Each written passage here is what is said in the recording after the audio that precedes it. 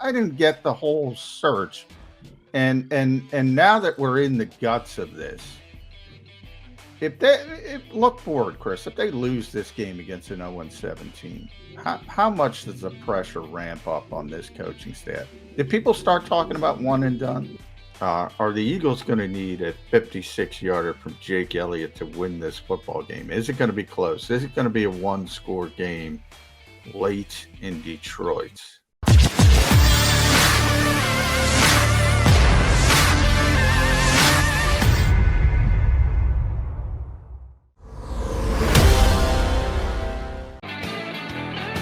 Mag guys, I'm Birds 365, coming up on the Lions and the Eagles Summit. You got to win on Sunday. I'm leaning toward the Birds. McMullen non-committal, good for him. We had Dave Burkett on from the Detroit Free Press. He's back in the home team. He thinks the Lions are going to get the first win of the year. That's only one of the questions we're going to put to our next guest. You know him, he's been here with us before, does a great job covering the Birds for NJ.com. Our buddy Chris Franklin hops aboard. How are you, Chris?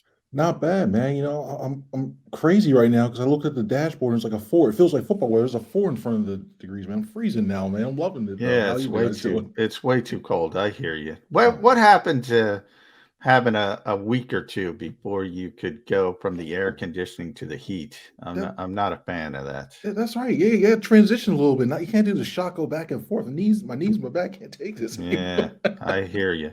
Now, tough question. I'm going to start you out with a tough one, Chris. If you were a flower, what type of flower would you be? Well, I really I'm a rose because there's been times that if you ask some of my exes, I came through manure to come up and blossomed afterwards. So I think I'll go rose on that one. All right, go with the top tier. I like it. Nice. I like it.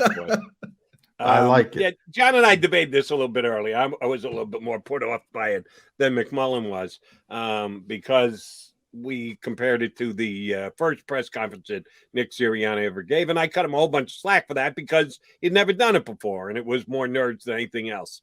He's not nervous anymore. He really believes this stuff, that a flower analogy is somehow going to inspire his group of 20-some-odd-year-old men to go out and win a football game on Sunday. I'm just not buying. Were you? Did you understand? Did you go, all right, maybe the direction I wouldn't go, but okay, coach, if you say so. I was actually put off by it. How about you?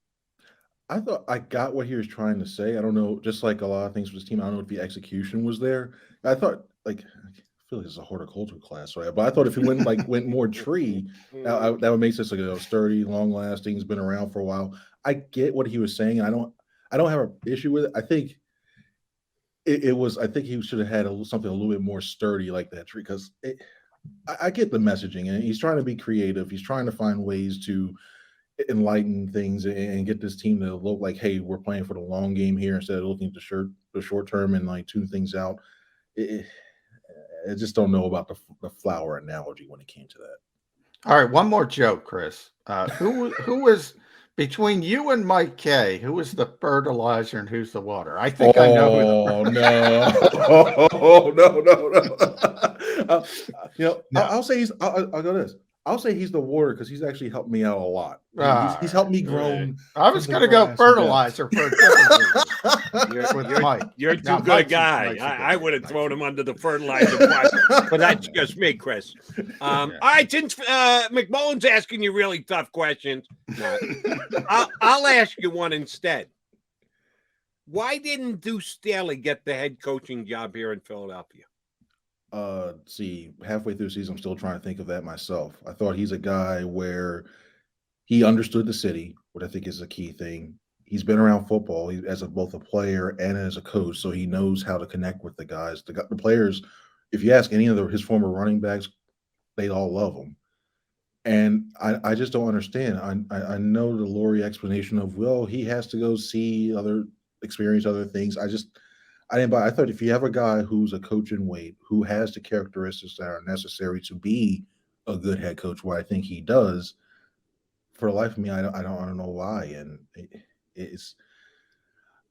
it really, I think if he gets a chance, he's not your true X's and O's coach. He's not going to be your true scheme guy. But I think when you look at a guy who, when I look at a head coach, his main job is to inspire. His main job is to get a message across and to be a leader of men. When I looked at those three things, I thought that's what Deuce would have brought as the head coach of this team. Yeah, there was so much counterintuitive going back about that coaching search from Jeffrey Lurie's messaging. We talk about messaging all the time. I mean, think of it. Doug Peterson wins a Super Bowl. He's here. He's entrenched. He's made the playoffs 3 times. You don't want to give him the autonomy to hire assistant coaches. You give a first-time head coach more autonomy, not complete, but more autonomy to hire assistant coaches. And your reasoning is, well, he's been in more places. Well, Doug was in one place with a successful coach. What do you want him to do? Bail to get fired so he can go to another place? Now Deuce is in Detroit with an 0-7 team. All right, he's getting more experience, but how does that? I didn't get the whole search, and now that we're in the guts of this, look forward, Chris, if they lose this game against an 0-7 team, how much does the pressure ramp up on this coaching staff? Did people start talking about one and done? I think a lot more on the outside. I think you'll start to hear a lot more people go one and done. That's just looking at when I'm just imagining with this organization the way it goes. I think I personally, I think no matter what happens, Sirianni stays. He comes back for another season because it will look bad. I think it'll look badly on Howie Roseman and it'll look badly on Jeffrey Lurie, that the guy that they thought out of all those candidates that they were available, out of all the interviews they did, the person that they hired was basically flamed out after 1 year. And I still think, if anything, I think next year it'll set up a change when it comes to assistant coaches. I think you would see a more veteran guy. Like one guy I really was curious that wasn't brought onto the staff that kind of knows Nick and kind of knows and knows a lot of these other people was Mike McCoy. I thought he would have been a great hiring. We saw him out there at training camp. And he would give them that. I think this team, the one thing this team is really lacking is a veteran presence as a coach. Because I know Sirianni says he can reach out to Frank. Like yesterday, he said he can reach out to Frank Reich, reach out to all these other guys. But to have that coach in the meeting room, to have that coach in his ear saying, hey, you should challenge this. Hey, you should accept a penalty or not. I think that's rough. I know Stoutland's on the staff. To me, he's helped with the run game coordinator before, but I think you just need that former head coach that can give the overarching idea of what it's like to be in that position. And this team doesn't have that on the staff right now. If Nick Sirianni were to be a one and done, well, they'd actually have to hire someone to replace him. And I can think of one guy, Super Bowl winning coach by the name of Doug Peterson, who will be available at the end of this year. Just putting it out there for those of you who want to wax poetic about Doug. But I digress. One thing that we know about Nick Sirianni is he can beat other first-year coaches. Took Arthur Smith to the woodshed week number 1 against the Falcons. Is he going to do the same to Dave Campbell this week? I don't think he's going to take him to the woodshed. I think it's going to be real. I think it's going to be a lot closer than what people think. It's one of those things where Dan Campbell's got this team playing. It's tough because I think when you look at a team, if you're 0-7, or most teams, you're a player just sitting like, well, I know we're done, so I guess I'll start getting some tape on it for next year if somebody wants to pick me up, and then I'll start looking forward to the offseason and go from there. And the one thing I think Campbell's got going is he's really got his players playing really, really hard, and that's what I think that's what you need when it comes to that. But it can get scary because they definitely want their first win. And if this game's tied going to the fourth quarter, I think it would more toward the Lions. But I think the Eagles win this game though. Chris, the Eagles traded obviously Joe Flacco back up the Jersey Turnpike to the New York Jets, and you sort of have that buffer between Jalen Hurts and Gardner Minshew. It's gone now. Nobody was going to call for Joe Flacco, 36-year-old guy, 14-year veteran. There's no future in Joe Flacco. So I think from a personal standpoint, I think he was more than the backup. He was also keeping that controversy, whether it's perceived or not, away. Now you don't have that buffer. If Jalen Hurts continues to go in a negative direction, how quickly do the Eagles start thinking about, well, we got a guy who's got 20 starts under his belt. Let's put together some decent numbers. Maybe we can do a few more things offensively. How quickly would that start? Personally, I think I think overall, personally, I think it's like a 20% chance Minshew gets in there. And the reason why I say that is you look at the way the back end of the schedule. How much are you really going to learn about Minshew going against that easy part, the supposed, I would say, supposed part of that easy schedule? And I'll say that Hurts hasn't been as accurate as I thought he would be at this point in the season. I thought he'd see a little bit more progression in that aspect of the game. I think he still shows flashes at times of being a starting quarterback in this league. And I know he's going to 11. He's only had 11 games to basically be an NFL starter. If it's not, the only time I think you see Minshew comes in is if he turns the ball over for the next 2 or 3 games, he turns the ball over 3 or 4 times. He really, really regrets, continues to complete 52% of his passes, and the offense just looks completely disjointed. I think some of the stuff reason why he's looked disjointed, I think some of the play calling is not helping him. I mean, when you throw at or near 60% of the time on first down, and you have a guy who's having accuracy issues at the moment, that doesn't put your offense in a very good position. And you start you set yourself up for second and long, third and longs, and you got to throw more. And that's what I want to see. I know they're not the biggest backs, but Kenny Gainwell and Boston Scott, I want to see them get more involved to help out Hurts. But when it gets to Minshew again, I don't foresee him coming in unless he either real quick follow-up though, Chris. Yeah, you're not going to learn a lot about Gardner Minshew. Probably correct against the Jets and the Giants, and we talk about the bad teams on the back end of the schedule. Mm-hmm. Could you learn something about Nick Sirianni though? I don't think so. I don't think that's the case too, because unless he has this whole other side of the offensive playbook that we're not seeing, I mean, we'll probably see a lot try to do some RPOs with Minshew, and I think. But don't you learn something from that though? Don't you learn if he can't change with a different quarterback?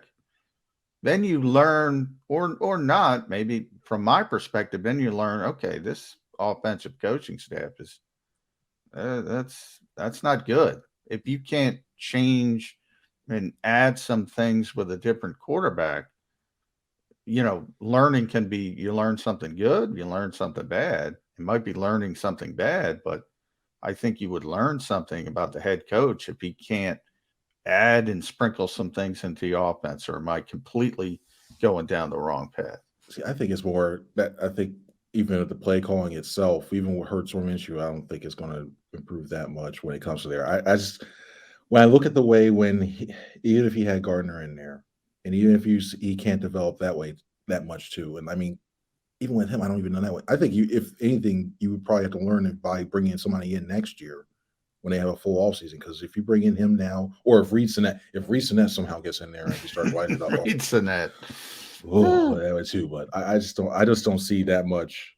I don't think we learned that much from Sirianni because I don't especially when it comes to like the penalties, and some of the routes run or these guys run out. But I just don't see it that much when it comes to I don't think you learned that much when it comes to Sirianni. Here's the problem with the conversation we're having. You guys are talking too much about quarterback. The Eagles this weekend will be ground and pound. They started it on Sunday. It was going Miles Sanders' way. Then he got hurt. That's unfortunate. If I told you that Boston Scott was getting 15 carries this week, would you tell me I'm nuts? Yeah, because it's not the Giants. But where are the Giants? I was about to say, yes. But I can see. I think this coaching staff really loves Kenny Gainwell, and they're going to give every chance they can to make sure that he gets gets to the ball as much as he can with Sanders out. I want to see what he does. He's not the biggest guy. I want to see what he does between the tackles, because to me, it becomes kind of predictable when he's in there. They're going to run. It seems like they're going to run an outside zone. They're going to run a swing pass or try to get him involved somewhere in the passing game. I want to see him run right up the middle, right up the gut behind this offensive line, because to me, it's almost like a Darren Sproles type thing. You get him behind that offensive line, especially that left side. If you get him behind Landon Dickerson and Jordan Mailata, try to find him. I want to see him do more of that one. But who knows? Maybe actually line up Jack Stoll or somebody as a fullback and actually use that one. That would be I think if that happens, I think there might be an earthquake in Detroit. But ground and pound. I mean, it's just not going to happen with this franchise, this coaching staff. Hey, maybe if Deuce was the head coach, but Deuce is going to be on the other side of the football. Now, the guy who took Nick Sirianni did Jonathan Gannon. You could tell they're really, really good friends because he did him a great favor by taking all the heat off him by yesterday's press conference.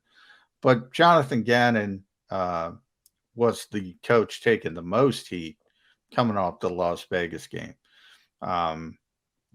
Are we going to see any changes there against a Detroit team with no receivers? This is the first time all year, probably the last time all year, Chris, you're going to go into a game and say, well, the Eagles have better receivers than the Lions. Yeah. They cannot throw the football outside the numbers.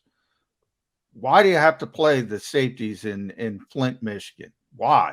Are we going to see more challenging as both Nick Sirianni and Jonathan Gannon said? I think this is the game you finally see Slay and Nelson play a little bit more press coverage because I think this is clamoring for it. It really is, and for life of me, I don't know why they don't do that. I mean, I think to me, when I look at Darius Slay, his best asset is being able to go look inside whoever their best team's receiver, just go, you know what, I'm taking you out. You're not going to catch the ball, and he's physical within that 5 yards, sometimes a little further downfield, but he's physical along and around the routes, and they haven't done that. And when your defensive line is having issues the way they are right now, trying to continually get to the quarterback, where you only have, of your 11 sacks, you have Javon Hargrave getting 6 of them, and so you have issues getting to the quarterback.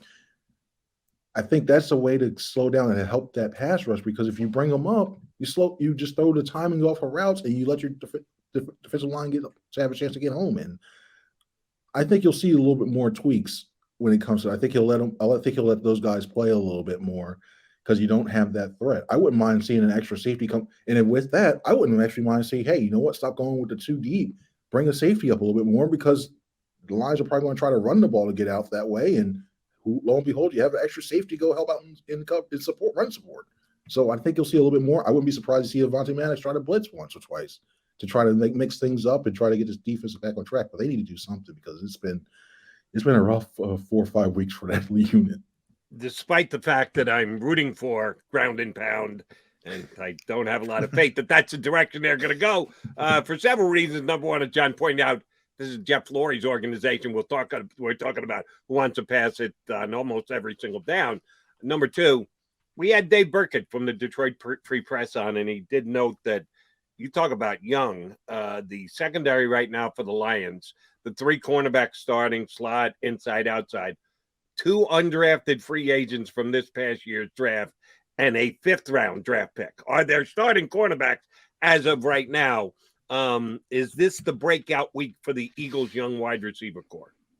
If they set up, it goes a little bit too. If they at least show the threat of run, I don't say they need to run 20, 25 times, but if they at least show run early on, they can be had when it comes to the play action pass game, because especially when the cornerbacks, when you're young, you're looking back more toward the backfield a little bit more, trying to see where everything is. You're more susceptible, especially with the speed that these guys have. There's a chance for the play action pass game to work really well. You saw when they got it set up early on what happened with earlier in that Vegas game. Dallas Goedert got some separation on there. You saw other things start to open up downfield. So I think this is a time where even if they show it for the first couple of drives, it'll at least give credence that they're actually willing to run the ball. And then that's when you start to do the play action. I think that's when you see, I think Devonta Smith and Quez Watkins will, and even maybe Jalen Reagor again as well too. You'll see them have a decent day. The Lions have been in a lot of games, Chris. We talked about that with Dave as well. They lost to Justin Tucker on a 66-yard field goal that might have been a delay of game on top of it, or should have been. They lost to Minnesota, I think, on a 56-yard field goal, maybe. They had just converted a 2-point conversion. They've been in a lot of games. Are the Eagles going to need a 56-yarder from Jake Elliott to win this football game? Is it going to be close? Is it going to be a 1-score game late in Detroit? I think it's going to be a 1-score game, but I think by then the Eagles are probably playing up. I think they win by at least 6, but They're going to have to hope it's not on that right hash, because if he was on the right hash, Elliott's pushing it to the right and they're going to overtime. It's something about, I don't know, that area where you get that, but he's done better. I'll give Elliott this. He's done better than I thought he would, especially after last year where he had I'll say, I'm saying, cares. He had a horrendous year for his standards. He just missed a lot of easy kicks and extra points. And I'll say this, if it's from 56 from the last hash, they're winning this game. If it's 56 that right hash where we're on, if it's 56, I'm confident. If it's 40, if it's 39, I'm not as confident. With Jake Elliott, weird. It's one of those things where he's like, "Hey, listen, you just keep them like earphones on, a blindfold on, kick them on the sideline. Hey, you're going out for 50 yards. Okay, time to go. Oh, wait, I got extra time." Those extra point different distances can become a little dicey. John's right about that. All right, here's an optimistic point of view. Do you believe that Derek Barnett can actually get a tackle for a loss, or God forbid, a sack this week to make himself that much more tradable after the game on Sunday, Monday, before the Tuesday trade deadline? Because we had one media guy on CBS Sports suggest they could get a conditional third for him. John and I both laugh at that. I just want something for him. I'd like to see the Eagles flip him for whatever the hell they can get their hands on between now and the trade deadline. Will he make a play or two to add to his value so that if someone is contemplating, actually says, "Ooh, I got film on it. Yeah, let's give up that draft pick to get Derek Barnett for 9 games." You can get Derek. I can see the thing with Derek Barnett. I can see this happening. Derek Barnett will get a sack, and then either he was be called because he was offsides, or he committed a roughing the passer or unsportsmanlike penalty. But when it comes to him, I can see it being. I wouldn't give, if I'm another. I'm shocked that somebody thinks he get a conditional third, because he has talent, but he's not consistent enough. If you even got a 5th round pick, just to plus you put the contract on top of it. Yeah. I think the benefit would be you gain the contract space you can roll over for next year. That's the only reason why, really, because I don't see him resigning here. I just think you do better. I think you have a better shot at going into the draft and trying to get somebody else instead of bringing him back, because A, he has that penalty issue, and B, it's not consistent. And I'm tired of hearing about the bend. He has this physical attributes to do stuff, but he doesn't consistently show it. And he can't do it. If they get I'd be happy if they get a 4th or 5th round pick for him. I think they should jump on that, but I doubt that anybody's going to do that. And a conditional third. I mean, if somebody did do that, that's right. You celebrate. But, all right, Tuesday is looming, though, Chris. If there is another Eagle, then we've already seen some movement to this point with Jack Ertz and Joe Flacco. Who's most likely to go? You have Barnett, you have Andre Dillard, you have more under the radar. I think Steve Nelson should be a guy who other teams should really be looking at, because he's cheap. He's playing at a pretty high level. Most likely Eagle to go by Tuesday. You have my guy Steve Nelson, and I'm putting 2, and the one I'm putting behind him is just in case they know they can't sign him, and they're going to be they're very, very far apart for contract extensions. I think you have to think about Vontae Maddox as well too. Both are free agents for next year.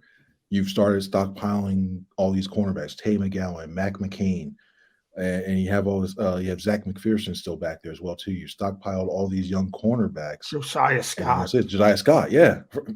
You forgot about him because I think. Why wouldn't you? So you have all this young cornerback talent. You want to see what you have before you go into next year's draft. And so I think a guy like Steve Nelson, a guy who's a veteran, who's played in both zone heavy and man-to-man heavy defenses, you can never do without too many good cornerbacks, especially the way the passing league. Because if I'm a team that's on pace to potentially play a team like the Cardinals, who have all those receivers, including now Zach Ertz, you're going to need all the best secondary guys you can get. So I see one of those corners potentially go. I think if Vontae Maddox are going to try to work out. I don't think they're far apart, but I wouldn't be surprised if it said if Vontae's agent goes, I want 4 years and some $60 million. Like, well, I'm not saying say that, but we're not paying that. Okay, yeah, that way too. They work out things with Dallas. They'll work out things with Avante. Oh yeah, or vice versa. It's like Tobias Harris and Boban. You can't. They're like a separate. You can't separate them because we do. Like That's weird Yeah, seeing but that. John keeps saying this. They'll work things out with Dallas. They'll work things out with, except they haven't worked things out with Dallas. And I think he's getting more and more expensive. He actually had a nice game last week when Zach Ertz wasn't around to suck up some of his potential catches. How expensive is Dallas going to get? It's for I think he's going to get, like, even if they around the average, around franchise tag number worthy. I think he's going to get that much because when you have a tight end who's able to not only run the routes, who can run after the catch, and lo and behold, I think this gets lost now, especially when it comes to tight end play, but can block at a really good block really well too. When you have a guy that can contribute in that many facets of the offense, it's going to be pretty expensive. And I think the Eagles knew that. So that's why I think they're still really trying to save a lot of money to make sure and get set for that. I mean, I know the cap's going to go up again next year, and they'll actually have Wentz's number coming out of the books, and they'll roll over this money that they have this year. I want to say, like, last I checked, and it's been a while, it was like 16, 17 million. They'll roll that over. So I think they know what they have. I think they're really trying to get that, but Dallas Goedert's going to cost. Yeah. It's going to cost a lot. Hey, Howie Roseman said it. There will be no discounts on Dallas Goedert. It's going to be north of the franchise tag number. But Jody, they could put the franchise tag on him. He's not going anywhere, so don't worry about that. Chris Franklin, thrilled to have you. You see the Twitter handle at Chris Franklin News right there. Read them at nj.com. I got that right. Tell Mike K I got that right. That's always great. If you go there, it redirects you to something really weird health thing. I don't know why New Jersey Tech does. I don't know. They buy it. and let it be on the record that both myself and John McMullen were ready to go with you as water and Michael K as fertilizer. But you made yourself fertilizer, Franklin, so that's on you. We got clean hands on this. We don't have to dig into the Nick Sirianni ground. You put yourself in there, buddy. Some of my selections have been the other word for manure. So, yeah, that's about it. That's what I'll take it. Chris, great stuff. We appreciate you coming on. You know we're going to tap into you again. Go help get the Eagles win. Hey, I appreciate it. Thanks, guys. Always fun talking to you guys. Thanks, Chris Franklin from NJ.com here with us, the Mac and Mac guys here on Birds 365. All right, we've got a solid 10 minutes left. We're not going to officially go on the record and make a pick in the Eagles-Lions game. We'll save that for tomorrow's version of Birds 365. Oh, but you already know I'm picking the Eagles. The question is by how many. We'll come back, give you a couple more parting thoughts on this edition of Birds 365.